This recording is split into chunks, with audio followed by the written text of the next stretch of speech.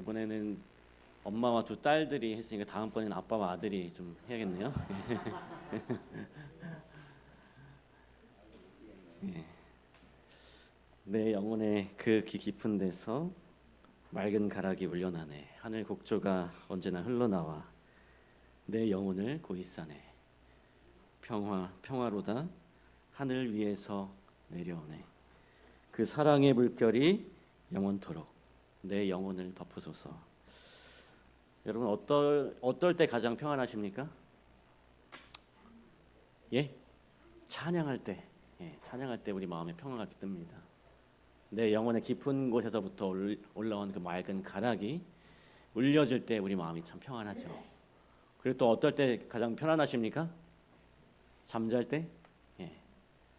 우리가 여기서 잠자는 건 안 되지만 잠자는 것만큼 하나님께서 주시는 그 잠자는 것보다 더 평안한 그 마음이 오늘 우리들의 마음 가운데 충만히 임했으면 좋겠습니다.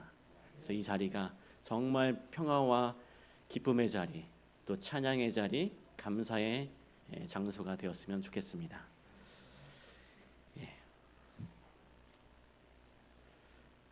오늘은 요한복음 4장에 나타나는 병 고치는 표적에 대한 말씀을 드리도록 하겠습니다.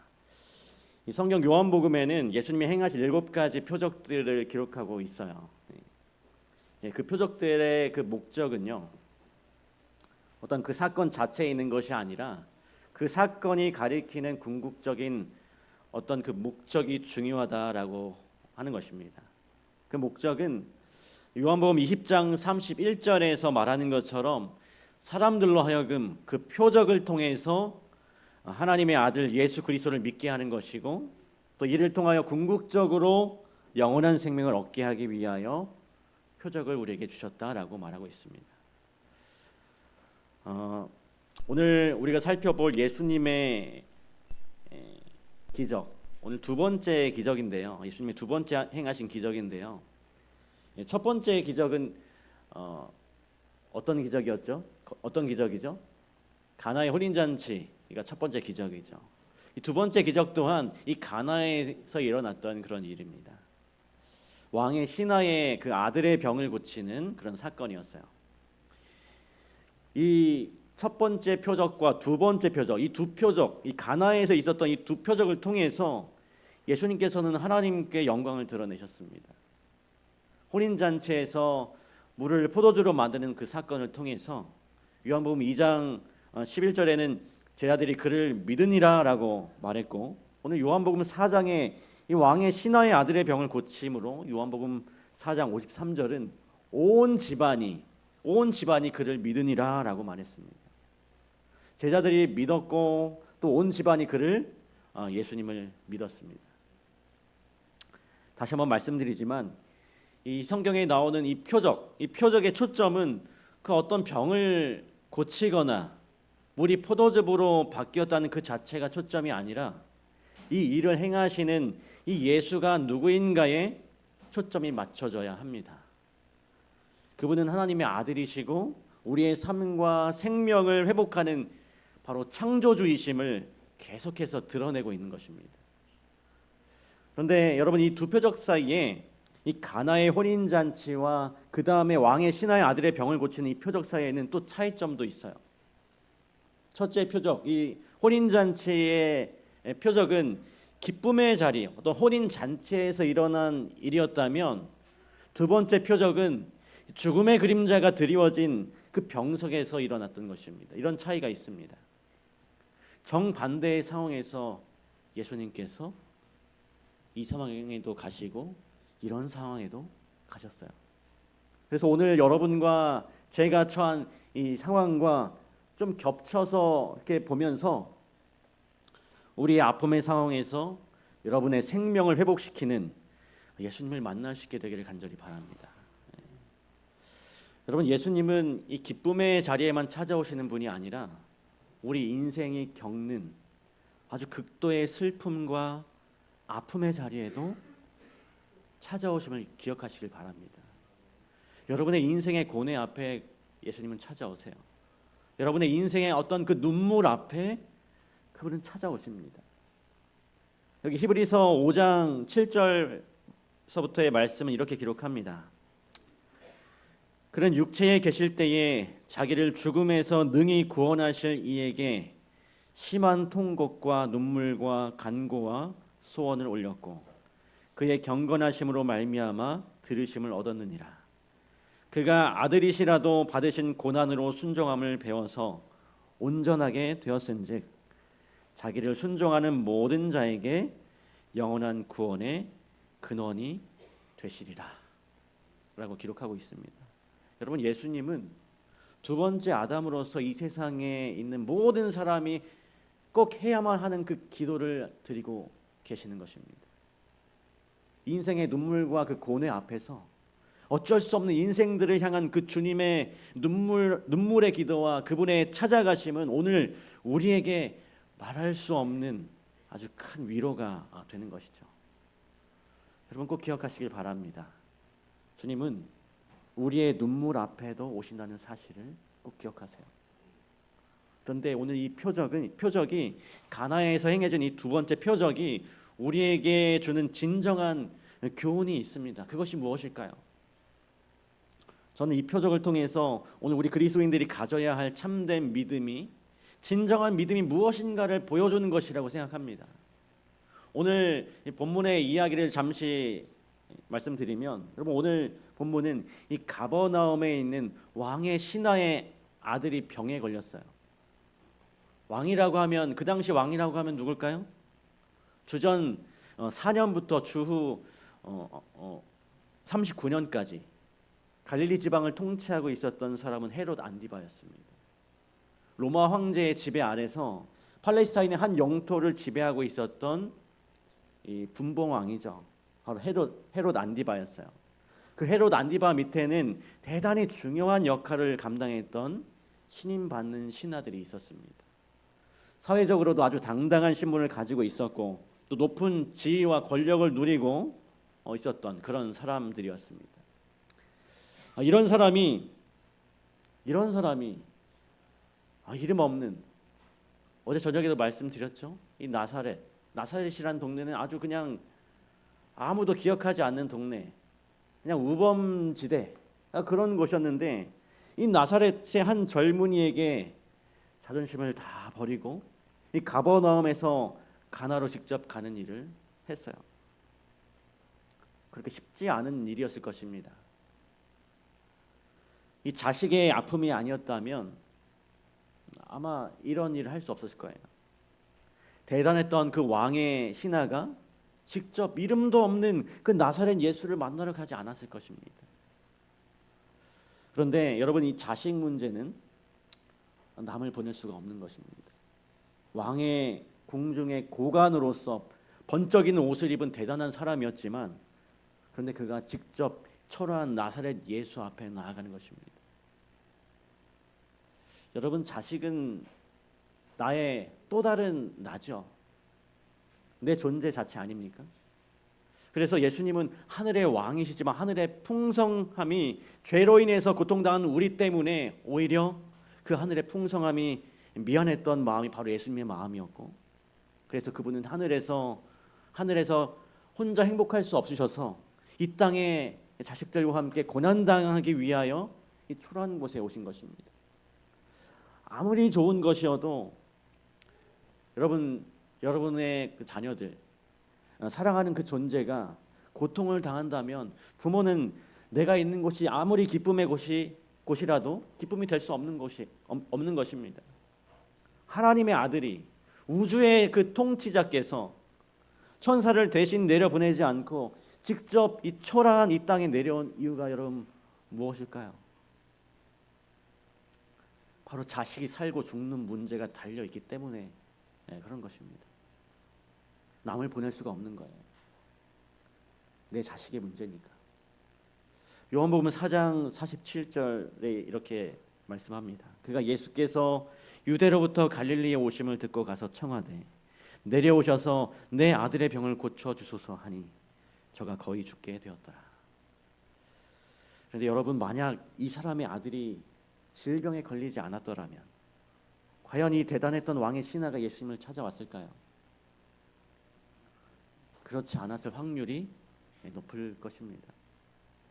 아직 예수님의 표적을 이 혼인잔치 표적 한 번밖에 행하지 않으셨어요. 이름도 아주 널리 알려지기 전입니다. 또한 예수님은 이 유대 사회에서 공인된 그 랍비 계열에 들어가지도 않는 인물이었어요. 그런데 이 사회에서 당당한 신분을 가진 그 사람이 일개 젊은 예언자를 찾아와서는 무릎을 꿇고 사정하며 호소하는 것입니다. 이 사람은 자식 때문에 예수님 앞에 나왔어요. 고난 때문에 예수님 앞에 나오게 되었습니다. 그래서 이 스펄전은 이렇게 말합니다. 고난은 변장을 하고 찾아온 하나님의 천사이다. 고난은 변장을 하고 찾아온 하나님의 천사래요. 그 어떤 인간의 노력으로도 아들을 살릴 수 없다는 한계에 부딪혔을 때 나사렛 예수가 최후의 희망이 된 것입니다. 이 사람에게. 여러분, 우리에게 어떤 고난들이 임할 때 그 고난 속에서 우리는 우리의 구원을 위해 역사하시는 하나님을 볼 수 있다면 얼마나 좋을까요? 이 왕의 신하는 이 고난을 기회로 삼았습니다. 아들을 잃을지 모른다는 그 존재론적인 고민은 하나님의 아들을 잡는 끈의 역할을 하게 되었어요. 여기 요한복음 4장 47절을 다시 봅니다. 그가 예수께서 유대로부터 갈릴리에 오심을 듣고 가서 청하되 내려오셔서 내 아들의 병을 고쳐주소서 하니 저가 거의 죽게 되었더라. 왕의 신하의 믿음은 이런 것이었습니다. 이것이었어요. 예수께서 직접 오셔야만 내 아들이 나을 것이다. 그러나 예수께서 보지 않고 가지 않고도 고칠 수 있는 분이라는 그 믿음은 아직 그 왕의 신하에게는 없었습니다. 말씀드린 것처럼 이 가버나움에서 가나까지는 약 80리, 약 30km 정도 된다고 해요. 이 거리를 초월해서 역사할 수 있는 예수님의 전능성을 그는 아직 몰랐습니다. 여러분, 여러분의 기도가 왜 하늘로 상달되는지 아십니까? 우리가 드리는 기도가 왜 하늘로 상달되는지 아세요? 여러분, 한 분이 이 세상에서 유일한 하나님의 아들과 딸이시기 때문에 그래요. 누가복음 15장에 나타나는 세 가지의 비유는 100마리 가운데 한 마리의 양, 열 은전 가운데 하나의 은전, 두 아들 가운데 하나의 아들을 잃어버린 것. 그래서 100분의 1, 10분의 1, 2분의 1이 아니고 여러분의 존재는 그 하나가 몇 분의 몇이 아니라 그 하나가 전부인 것입니다. 그래서 양 한 마리를 잃어버렸을 때 그 한 마리가 전부이기 때문에 그 한 마리를 위하여 목숨을 버리셨던 것이었어요. 여러분이 여러분의 기도를 하나님께서 들으시는 이유는 온 인류 가운데 수십억 명 가운데 그 중에 한 명이 여러분이 아니라 여러분 한 명이 하나님에게 있어서 유일한 존재이기 때문에 그런 것입니다. 우리는 저마다 자기가 원하는 이기적인 욕망에 근거해서 표적을 구하며 신앙생활하는 경우가 대단히 많아요. 신앙생활이 거래가 되는 경우가 참 많이 있습니다. 교회를 다니면 이런 복을 받고 교인 수가 많은 교회에 다니면 내 사업에 이득이 될 수 있고 남의 눈 때문에 이렇게 신앙을 하고. 그런데 여러분, 신앙생활은 절대 거래가 되어서는 안 되는 것이죠. 이 기복신앙은 진실한 신앙이 아닌 것입니다. 여러분, 예수님은 사람들이 왜 구름대처럼 예수님을 쫓아왔을까요? 떡을 먹여주시니까, 배가 부르니까 쫓아다녔어요. 병자를 고쳐주시니까, 병이 낫게 하기 위하여 쫓아다녔습니다. 그런데 병자를 안 고쳐주니까 다 떨어져 나가요. 호산나 다윗의 자손이여, 자신의 겉옷을 깔고 종려가지를 길 위에다가 깔았던 이 신앙은 사람들에게서 무슨 좀 콩고물이 떨어질까 해서 생긴 그런 신앙이었습니다. 그런데 기대와는 달리 조소를 당하고 초라한 십자가의 그 나사렛 예수 앞에, 그들이 생각했던 것과는 전혀 다른 그 예수의 모습 앞에, 그 십자가에 달려 돌아가시는 그 예수님의 모습 앞에 모든 거래의 신앙은 다 떠나가 버린 것입니다. 이런 신앙은 하나님을 너무 슬프게 만듭니다. 마치 우리 자녀들이 부모가 돈이 있고 나에게 줄 것이 있고 힘이 있어야 사랑을 하고 늙고 병들어서 더 이상 줄 것이 없을 때 부모를 버린다면 그 부모의 심정이 어떨까요? 신앙은 여러분 관계입니다. 이런 관계에 있는 자를 주님이 치유하시고 데리러 오실 거예요. 그래서 예수님이 이런 거래의 신앙에 일침을 가하십니다. 요한복음 4장 48절입니다. 예수께서 가라사대 너희는 표적과 기사를 보지 못하면 도무지 믿지 아니하리라. 또 12장 37절 이렇게 많은 표적을 저희 앞에 행하셨으나 저를 믿지 아니하니라 라고 말합니다. 표적 때문에 믿는 이 신앙은 그 표적이 끊어지면 표류하고 말아요. 하나님은 깊은 관계의 신앙을 오늘 우리에게 원하십니다. 사단은 사람들이 표적에 관심이 많은 걸 알고 있어요. 이게 죄 지은 후에 사람의 본성이 되었습니다. 무언가 눈에 보이는 것을 참 원하죠. 그래서 죄짓기 이전의 언약은 불문율 마음에 새겨진 그 마음의 언약이었습니다. 그런데 죄로 인해서 이 불문율이 성문율이 됩니다. 이 성문율이라고 하는 것은 쓰여진 법이라고 하는 말이에요. 죄 이전에 불문율, 마음 가운데 새겨진 법이었다면 죄 이후에는 이 성문율, 무언가 돌판에 새겨진 법이 된 것입니다. 그래서 율법도 돌비의 계명을 새기시고 그 다음에 눈에 보이는 성소를 짓도록 하신 거예요. 왜냐하면 사람들이 죄 이후에는 사람의 마음이 믿을 수 있는 존재가 되지 못한 것입니다. 믿을 수 있게 되지 못한 거예요. 그래서 하나님께서 가시적으로 뭔가 보이시는 곳에 법을 새기시고 보이는 성소를 짓게 하셨던 것입니다. 에덴 동산에서는 모든 것들이 불문율과 관계의 색이었습니다. 역사의 마지막에도 사단은 이 사람들의 마음을 잘 이용할 겁니다.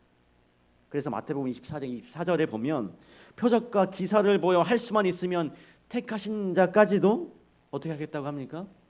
미혹하겠다 그랬어요. 예를 들면 이 마리아상에서 피눈물이 나오게 하고 뭔가 정말 뻑적지근하게 병 고치는 집회를 하고 방언을 하고 기적을 베풀고 그런 곳에 사람들이 모이게 하도록 사단은 이렇게 만들 것이라고 그랬어요. 왕의 신하의 거래적인 신앙을 깨기 위해서 예수님께서 이렇게 말씀하십니다. 요한복음 5장 50절입니다.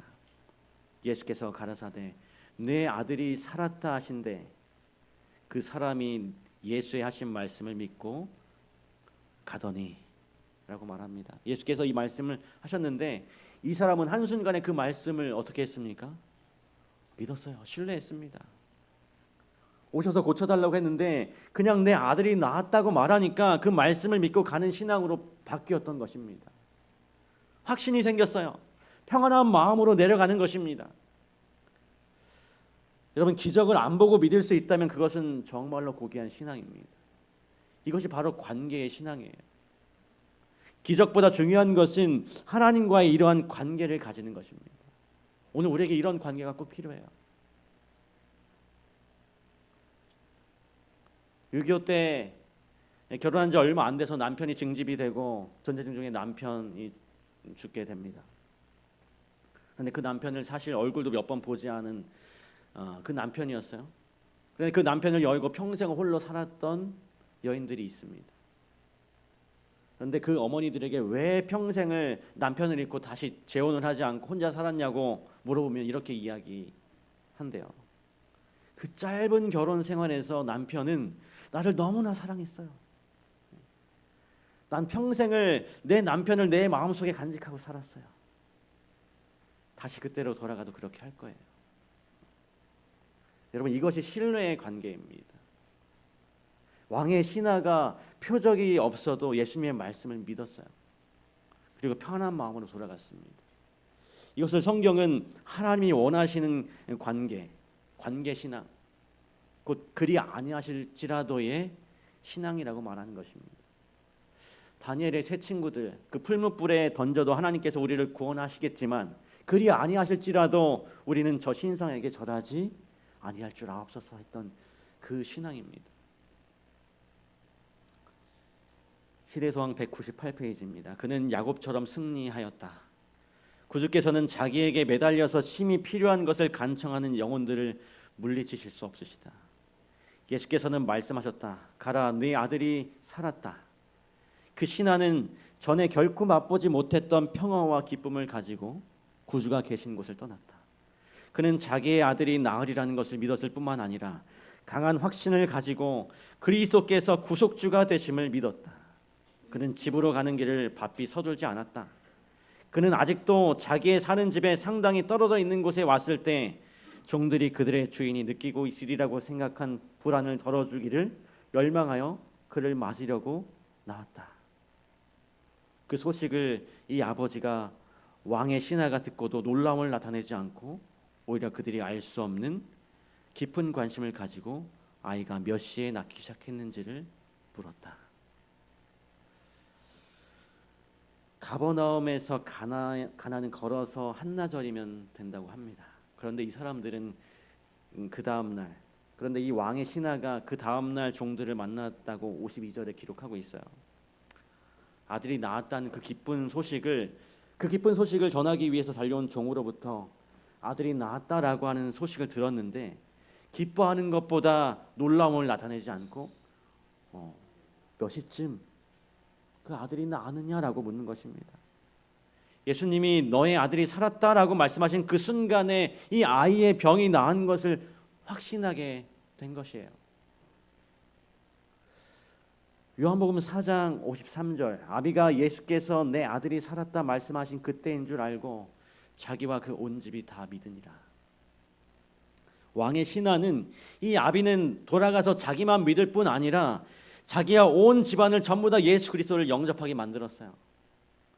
예수님은 그 아이의 병 하나만 고쳐주는 것으로 끝내지 않고 온 가족을 구원하셨던 것입니다. 그리고 그의 영향으로, 그리고 그 고관의 영향으로 많은 사람이 구원을 받는 그 복음의 중심지가 되었을 것입니다. 예수님이 비록 그 자리에 없어도 그 말씀만 믿으면 예수님이 있는 것과 같은 일이 발생한다라고 하는 것입니다. 보지 않고 믿는 것, 그것이 진정한 신앙이에요. 가장 아름다운 믿음은 표적을 보고 믿는 것이 아닙니다. 아무것도 보지 못했는데 믿는 거예요. 그런데 우리의 본성이 어떻습니까? 우리의 본성이 자꾸 무언가를 보여달라고 하는 거죠. 하나님이 살아계시면 하나님 이것도 좀 해줘 보세요. 저것도 좀 해줘 보세요. 하나님이 살아계시면 좀 보여주세요. 요한복음 20장에 보면 다른 제자들은 부활 후에 예수님을 만났어요.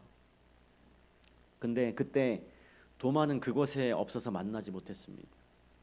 그래서 제자들이 우리가 주님을 보았다 하니까 도마가 이렇게 말하죠. 다른 제자들이 그에게 이르되 우리가 주를 보았노라 하니 도마가 가로되 내가 그의 못자국을 보며 내 손가락을 그 못자국에 넣으며 내 손을 옆구리에 넣어보지 않고는 믿지 아니하겠노라. 그 후에 8일이 지나서 예수님이 도마가 있는 곳에 나타나셨습니다. 도마가 한 말을 예수님이 아시고 도마야 네 손가락을 내 옆구리에 넣어봐라 라고 말씀하셨습니다. 그리고 말씀하시기를 믿음 없는 자가 되지 말고 믿는 자가 되라고 도마에게 말씀하셨습니다. 그때 도마가 이렇게 대답해요. 도마가 대답하여 가로되 나의 주시며 나의 하나님이시니이다. 예수께서 이렇게 말씀하십니다. 예수께서 가라사대 너는 나를 본고로 믿느냐? 보지 못하고 믿는 자들은 복되도다 하시니라. 여러분 우리는 무엇을 보여달라고 해야 합니까? 무엇을 보여달라고 자꾸 예수님께 하나님께 그렇게 요구를 해야 하는 게 맞나요? 우리가 표적을 봐야 믿는다고 주장하는 도마까지 사랑하는 예수님을 바라봐야 합니다. 예수님이 이 땅에 오셔서 베푸셨던 유일한 표적이 여러분 무엇인지 아십니까? 유일한 표적이라고 하면 좀 이상하죠. 요한복음만 해도 7가지 표적이 있다고 했는데 유일한 표적이라고 말하면 좀 이상합니다. 마태복음 16장 4절입니다. 악하고 음란한 세대가 표적을 구하나 요나의 표적밖에는 보여줄 표적이 없느니라 하시고 저희를 떠나시니라. 그 유일한 표적은 바로 요나의 표적. 3일 만에 물고기 뱃속에서 나오는 표적, 바로 십자가의 표적, 부활의 표적이 예수님이 행하신 유일한 표적이라고 말하는 것입니다. 요한복음 2장 18절로 22절입니다. 이에 유대인들이 대답하여 예수께 말하기를 내가 이런 일을 행하니 무슨 표적을 우리에게 보이겠느냐. 예수께서 대답하여 가라사대 너희가 이 성전을 헐라 내가 사흘 동안에 일으키리라. 유대인들이 가로되 이 성전은 46년 동안 지었거늘 네가 3일 동안에 일으키겠느냐 하더라. 그러나 예수는 성전된 자기 육체를 가리켜 말씀하신 것이라. 죽은 자 가운데 살아나신 후에야 제자들이 이 말씀하신 것을 기억하고 성경과 및 예수의 하신 말씀을 믿었더라. 예수님이 보이신 그 단 하나의 표적은 바로 십자가였습니다. 여러분 출애굽기를 떠올려 보세요. 6월절에 그 어린 양 니고데모에게 설명한 그 노뱀, 성전 포도주 전제, 관제, 이 모든 것들이 이 십자가에 초점을 맞추고 있는 상징들이었습니다.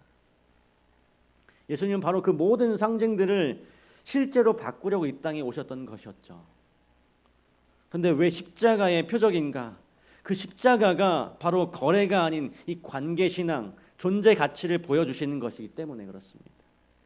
여러분 한 분 한 분이 온 우주라고 하는 것을 보여주는 것이기 때문에 그렇습니다. 그래서 하나님의 아들이 죽으신 거예요. 바로 여러분과 저의 이름표를 그분의 가슴에 다르시고 하나님의 아들이 돌아가신 것입니다. 2014년 8월 5일 워싱턴 포스트지에 세월호 사건으로 단식하는 희생자 부모들이 죽을 마음으로 단식을 하는 그런 것들이 실렸습니다. 그날 내 딸을 구하지 못해서 그리고 다시 그 애를 데려올 방법이 없어서 정말 미안하다. 힘없는 아빠가 쓰러져 죽거든 사랑하는 그 유민이를 곁에 묻어주세요. 이렇게 이야기하는 것이 워싱턴 포스트지에 실렸습니다. 이 세상의 모든 자식을 향한 부모의 마음은 참 신앙이 무엇인지, 진정한 믿음이 무엇인지를 보여줍니다. 표적 때문에 믿는 그런 신앙이 아니라 관계 자체가 가지는 그 관계 자체가 가치 있는 그런 신앙. 그래서 무화과 나무가 무성치 못하고 포도나무에 열매가 없고 우리의 양이 없어도 여호와를 인하여 기뻐한다라고 말하는 그 하박국의 고백, 바로 그것이 오늘 본문을 통해서 우리에게 주시는 영적 양식입니다. 신앙은 거래가 아니라 관계 속에서 나타나는 것입니다. 이것이 바로 십자가예요. 존재의 가치를, 관계의 가치를 보여주는 그 십자가, 이것이 바로 예수께서 보이신 유일한 표적이라고 하는 것입니다. 그 표적만이 우리에게 생명을 부여할 것입니다. 이것을 믿게 된 왕의 신하는 자식만을 구원한 것이 아니라 온 가족이 구원받게 되었어요. 이것이 진정한 믿음, 즉 보지 않고 믿는 자의 복입니다. 오늘 이 말씀을 좀 줄이면서 요한복음 20장 31절의 말씀을 좀 읽어드리려고 합니다. 오직 이것을 기록함은 너희로 예수께서 하나님의 아들 그리스도이심을 믿게 하려 하며 또 너희로 믿고 그 이름을 힘입어 생명을 얻게 하려 함이니라. 오늘 우리에게 주신 그 수많은 표적들, 표적들이 있지만 그 표적들은 예수님께서 하나님의 아들 그리스도이심을 믿게 하려 하신 것이고 또 우리가 그것을 믿고 그 이름을 힘입어서 생명을 얻게 하기 위하여 그 표적들을 주셨다는 사실. 그래서 그 표적들을 볼 때마다 우리 예수 그리스도의 모습, 예수 그리스도의 십자가를 생각하는 우리 모든 직상교회 성도들이 되시길 간절히 바라면서 오늘 말씀을 마치도록 하겠습니다. 각자가 이 세상에 유일한 하나님의 하나밖에 없는 아들, 딸이라고 하는 사실을 우리가 기억하고 아버지 하나님과 또 자녀로서의 그 관계를 이 땅에 살아가면서 잘 유지하며 살아갈 수 있도록 도와주시옵소서.